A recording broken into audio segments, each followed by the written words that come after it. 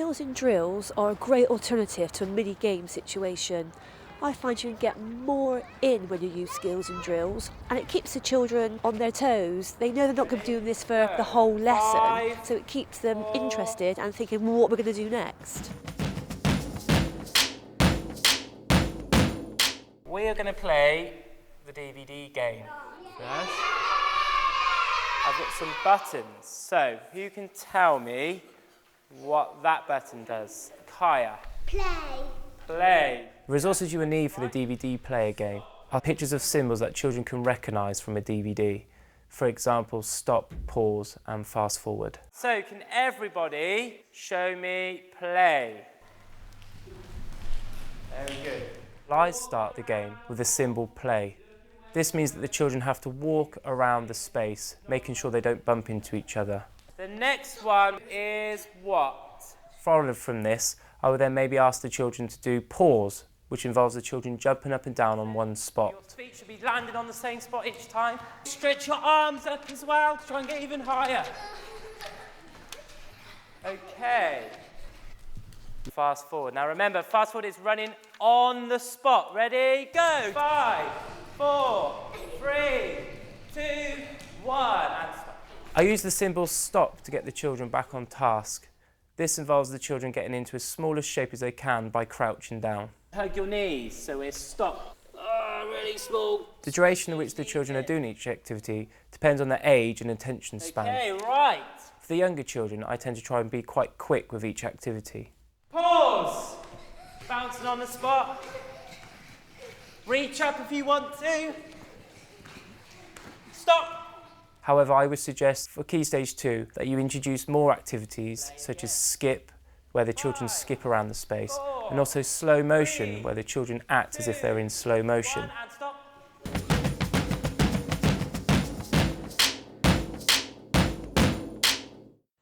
Traffic lights is a way of teaching the fundamental skill of when you pass a football, your head should be up. Lots of reasons, so you can see who you're passing to, making sure there's no defenders around you and that you're not going to bump into anybody. So we've agreed, when we're playing football, our head should be up. Right, OK, what you're going to do for me now, you're going to dribble around this court, you're going to use the whole court, dribbling these footballs, OK? So children dribble the football around the area, and I hold a cone up, but to see what cone I've got up, their head has to be up. Come on, year 5's round we go. All the time, heads up, looking. If it's a red cone, they have to stop the ball with their foot on top of it. Well done, Isabel, that was a great idea. Excellent, red is... Stop. Well done, year 5's round you go again. If I change the cone to orange, they do something different. They may have to sit on the ball. Guys, the teamwork from this class is fabulous. Well done. Right, chickens up you get. Around you go again for me, please. Well controlled, Ellie. Nice turn as well, Sam. OK, you watching? For green, I always let the class choose what they want to do.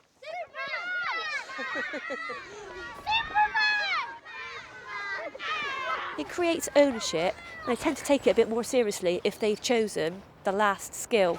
Well done, year 5. Pick up your ball, come back to me.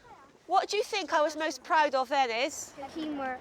Teamwork was incredible. And encouragement. There was loads of it. I didn't say to you, shout out and let everybody else know. You came up with that idea yourself. That was legendary as far as I'm concerned. You all did brilliant. Give yourselves a pat on the back. With my class, I introduced the bean game as early as possible. We started with just 3 activities to begin with, and then we added 1 activity each week. Now, the children easily know a dozen. What's one of the beans we can use? Ethan. Jelly bean. Jelly bean. So can everyone show me jelly bean? Remember, shake all your legs and your arms. Stop. I start the lesson by using flashcards to recap some of the activities. This one. Who can tell me what this one is? Broad bean. Broad bean. Everyone show me broad bean.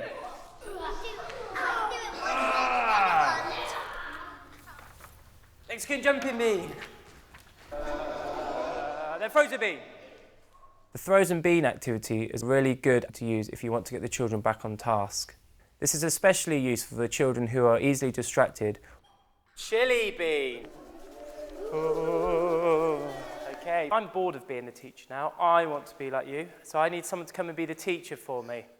To extend some of the more able children in the classroom, I do a role reversal exercise. So Kaya is going to be the teacher, so go choose a card. Broad bean. This allows the more able children to start to develop their own warm-up routine. Runner bean. Runner bean. And hopefully this is something they will start to develop even when the teacher's not around. Everyone show me kidney bean. Laying on the floor, making a nice moon shape. In Key Stage 2, the game is less teacher-led and more focused on the children going into groups and developing their own routines. Stringy bean is one we've made. However, the children still like to use the bean symbols. Nice and stretched in the sky. This warm-up can be used in many different ways. I would suggest that if your main activity has a running element, then you end the warm-up on the runner bean. If your main activity has a jumping element, then maybe end on the Mexican jumping bean activity, and so on. Higher! As high as you can go.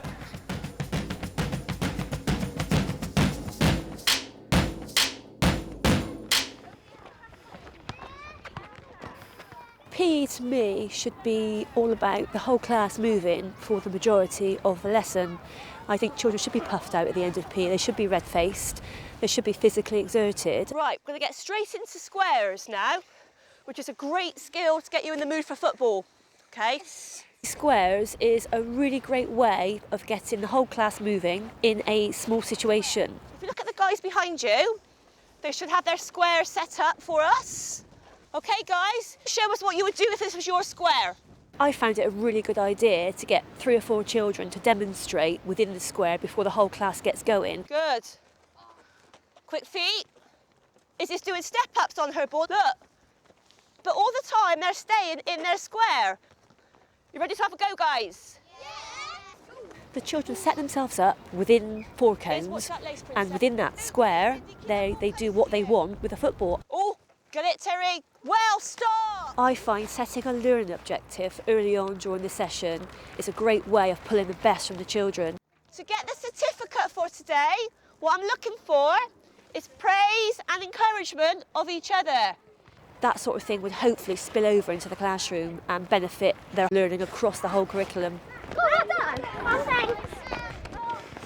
Bad luck, mate. Just keep trying, never give up. Keep going, Zach. I believe that it's really important to touch 4 elements during a PE lesson. Squares does that. Technically, they are learning to control the ball. Physically, they're using their balance, coordination, they're moving around. Socially, they're learning from their peers. There's probably some communication going on, some teamwork.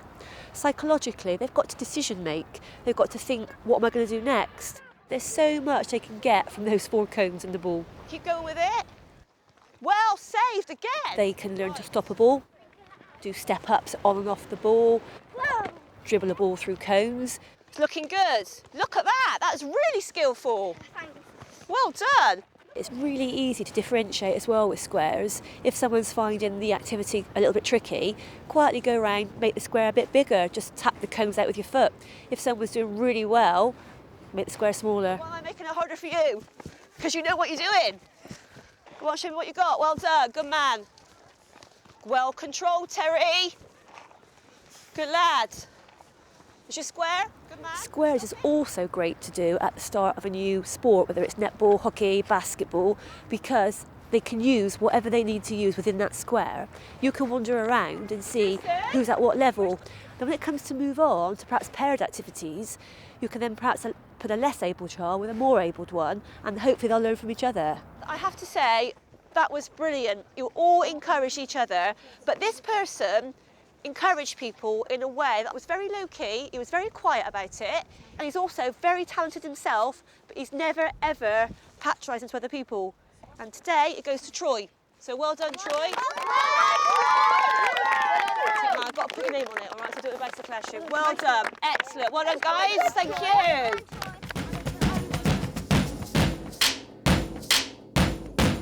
Stomp, stomp, stomp, stomp, stomp, stomp, stomp, stomp. stomp dance gives the opportunities for boys and girls to express themselves by stomping around, showing attitude.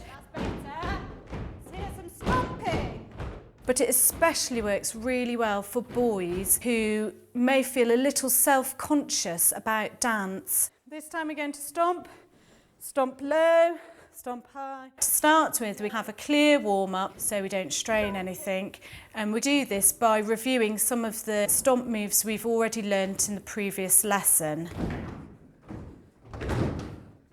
As a teacher, you don't need any dancing ability at all. It's just a 4x4 movement, which is very, very simple.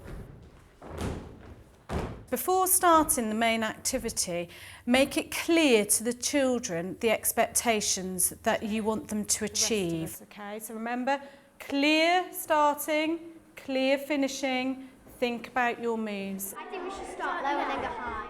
Ask the children to carry out 4 moves. Give them the opportunity to be creative within their move, but be clear that they have to follow the stomp style. What we do now, we could spin and then we could end back to back. Like that looks good, and then we could go again. Yeah. Okay, that works. Let's try it. During this part of the lesson, you will see children really cooperating, making decisions, practicing their moves and reviewing things and saying, no, that doesn't work, let's try it like this. So there will be a real buzz. This is not working. Do it again. Do the same thing.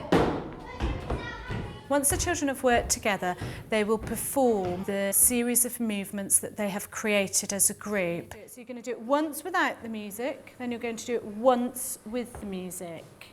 Okay, the first group I'd like to go is Lily's group, okay? 1, 2, 3. Yeah. This lesson can be really inclusive because the more able children will encourage the less able children, and the stomp style movement means that they can do a simple, repetitive movement and feel successful at that move. From the performance, you will feel a great amount of enthusiasm from the children, and it's really positive then to get the other children to comment on the parts they like and on one area to improve upon, so the group can take their performance forward. What's positive? What have they done? Emma? They had a clear start and clear finish. Fantastic, that's exactly what I asked. Clear start, clear finish. Once the children have worked together, they will feel a huge sense of achievement and they've got an end product to show.